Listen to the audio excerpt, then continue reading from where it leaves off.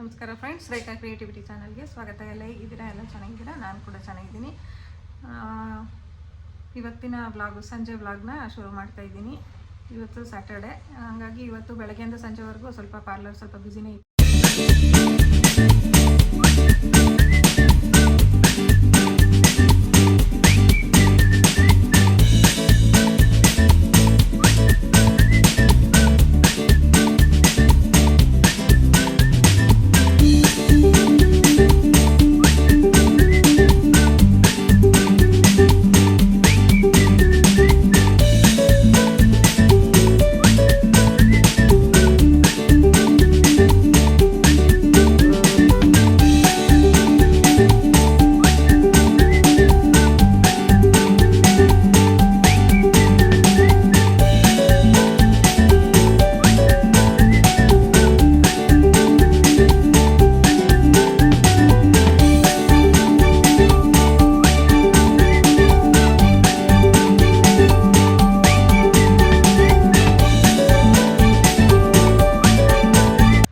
ಈಗ ಸ್ವಲ್ಪ ಫ್ರೀ ಆಗಿದೆ ನೋಡಿ. ಈಗ 5:15 ಆಗ್ತಾ ಬಂತು.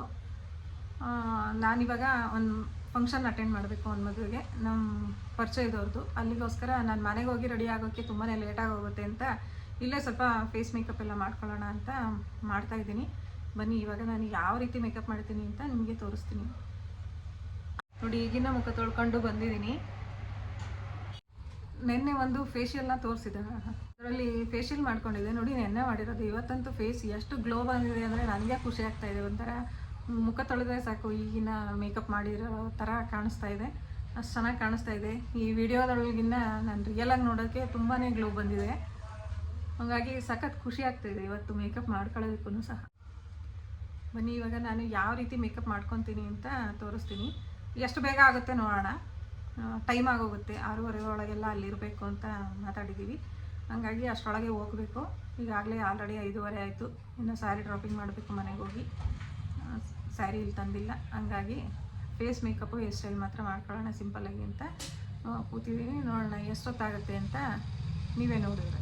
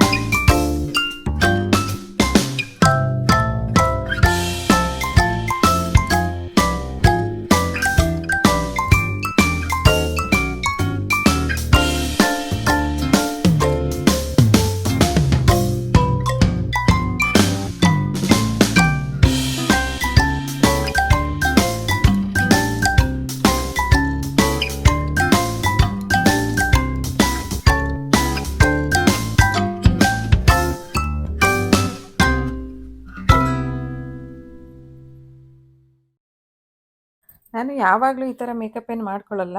ನನಗೆ ಲಿಪ್‌ಸ್ಟಿಕ್ ಅಂದರೆ ತುಂಬಾ ಇಷ್ಟ. ಅಂದರೆ ಎಲ್ಲೇ ರೆಡಿ ಆದರೂ ನೀನೇನು ರೆಡಿ ಆಗದೆ ಇದ್ರೂ ಲೈಟಾಗಿ ಲಿಪ್‌ಸ್ಟಿಕ್ ಹಚ್ಕೊಂಡ್ರೆ ನನಗೆ ಮೇಕಪ್ಪು ಫುಲ್ ಆಯಿತು ಅಂತ ಅನ್ಸೋದು.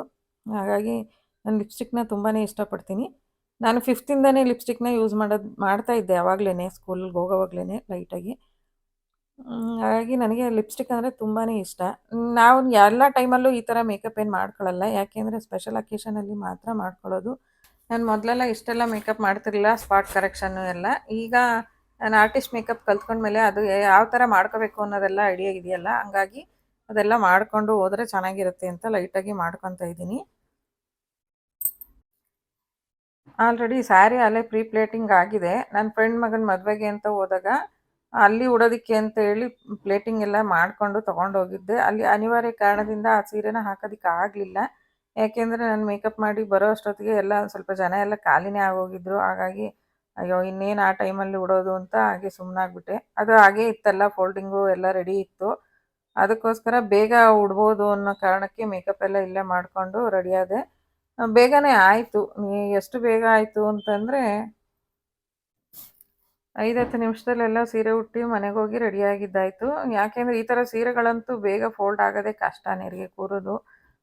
ತುಂಬಾ ಚೆನ್ನಾಗಿರುತ್ತೆ ಮೊದಲೇ ಈ ಥರ ಮಾಡಿಕೊಂಡ್ರೆ. ನಿಮಗೆ ಯಾರಿಗಾದ್ರೂ ಬೇಕಂದರೆ ನಾನೇ ಮಾಡಿಕೊಡ್ತೀನಿ. ನಮ್ಮ ಹತ್ರದಲ್ಲಿ ಯಾರಾದರೂ ಇದ್ದರೆ ನೋಡಿ. ಫೈನಲ್ ಆಗಿ ಈ ಥರ ನಾನು ಮದುವೆಗೆ ಹೋಗೋದಕ್ಕೆ ಅಂತ ರೆಡಿಯಾಗಿದ್ದೆ. ಹೇರ್ ಸ್ಟೈಲ್ನ ಈ ಥರ ಹಾಕ್ಕೊಂಡಿದ್ದೆ. ನೋಡಿ ನನ್ನ ಹೇರ್ ಸ್ಟೈಲು ಈ ಥರ ಇದೆ. ಹೇಗಿದೆ ನನ್ನ ಮೇಕಪ್ಪು ಅಂತ ಒಂದು ಕಾಮೆಂಟ್ ಮೂಲಕ ತಿಳಿಸಿ. ಇದಾದ ನಂತರ ನಾವು ಮದುವೆಗೆ ಹೊರಟ್ವಿ. ಅಲ್ಲಿ ಬಂಡಿಮನೆ ಕಲ್ಯಾಣ ಮಂಟಪದಲ್ಲಿ ಮದುವೆ ಇದ್ವಿ.